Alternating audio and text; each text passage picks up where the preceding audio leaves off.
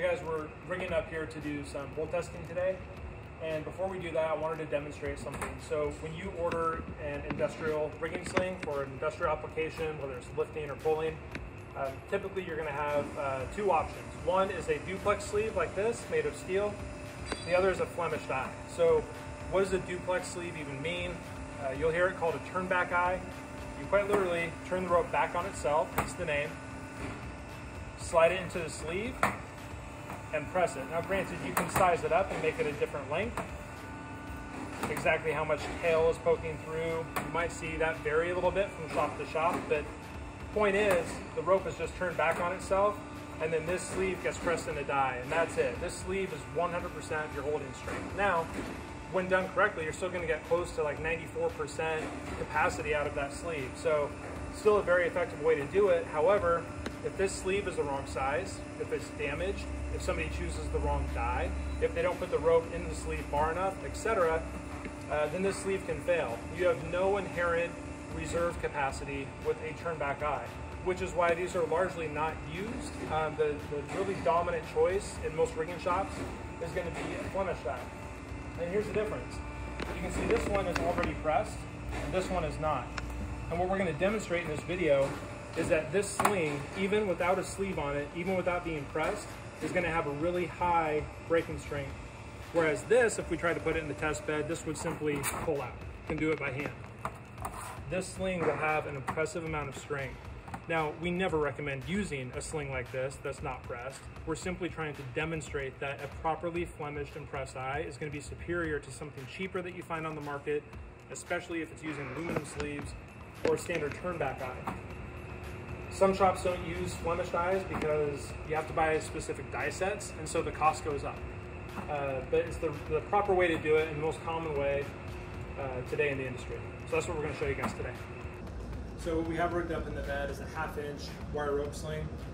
Eyes on each end, the eyes are Flemished, they're not pressed. And what we're trying to demonstrate is that a Flemish die, even without a sleeve, has inherent strength. There's reserve capacity in your sling, even if your Flemish sleeve fails, if it's installed improperly, etc. Not that you should have to worry about that from a reputable shop, but these things happen, and it's good to know why people use and prefer Flemish dies. Okay, so in this test, we have it rigged up so that each eye is wrapped around the main pin of the test bed, a good D over D, and what we're really trying to demonstrate is the reserve capacity of the Flemish die. So we would never send something out of the shop like this, but for the purposes of testing and demonstration, it shows you that a Flemish die has some inherent safety to it, whereas a turn back eye, a duplex eye, has none. So we're curious to see how this performs. Got it rigged up, let's start the test. We're simply going to pull this to failure.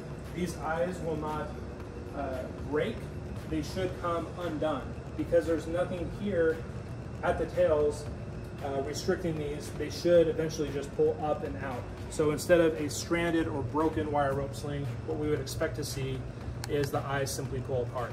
But I think you'll be surprised at how high of a load they fail at. So test concluded, and what this demonstrated is that even unpressed with no tapered sleeves, no Flemish sleeves, this still broke at 21,300 pounds. And the word broke is used loosely because really what happened is the strands pulled completely out. So they were seized together. As you apply tension, those strands start to choke on themselves and bind tighter and tighter until they reach a point of failure.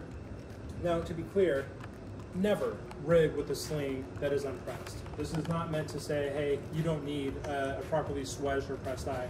This is just simply saying that if you have a choice between a duplex eye and a tapered eye or a Flemish eye, go Flemish because it has inherent strength and reserve capacity. Even if your sleeve is flawed or improperly pressed at the shop, whatever shop you might be using, you still have this inherent strength. So 21,300 pounds, above 80%.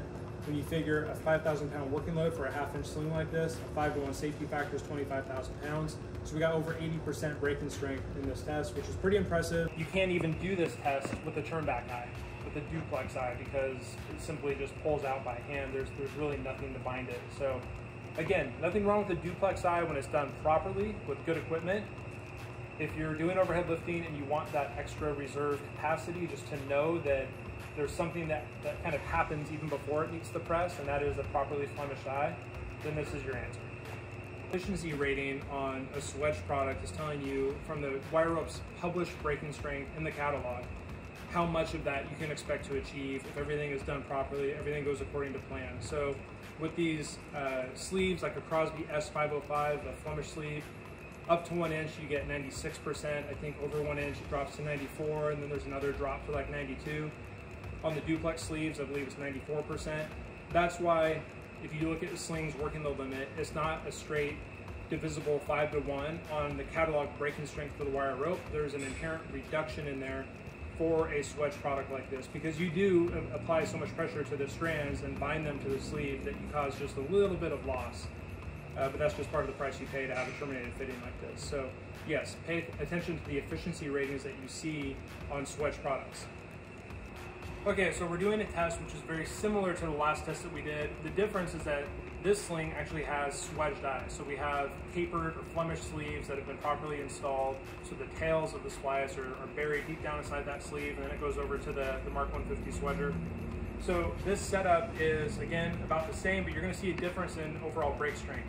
So you got 21,300 on the last test. We expect to get 25 in the neighborhood, maybe better with this test, which would give you that full 5-to-1 safety factor. So we're gonna run that test real quick, and we'll come back and talk about the results.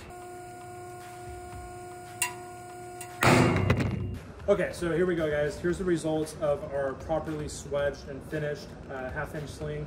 As expected, you have actual break here and multiple strands sheared off. So when we do these eyes, the tails come down inside of the sleeve and they go all the way down to where the sleeve starts to taper. And so what you see is strands actually breaking off. So the splice did not fail. The wire rope just met a strength beyond what it could hold. Unlike in the previous example where the tails actually pulled out of the eye because there was nothing holding them in except their own pressure. As we applied tension, they get tighter and tighter until ultimately they slipped. When you have 500 tons of pressure putting on a fitting like this Flemish sleeve, nothing slips. So again, a good demonstration here, and it shows at 25,400 pounds, we're over the expected break strength. So this sling performed just like we would want.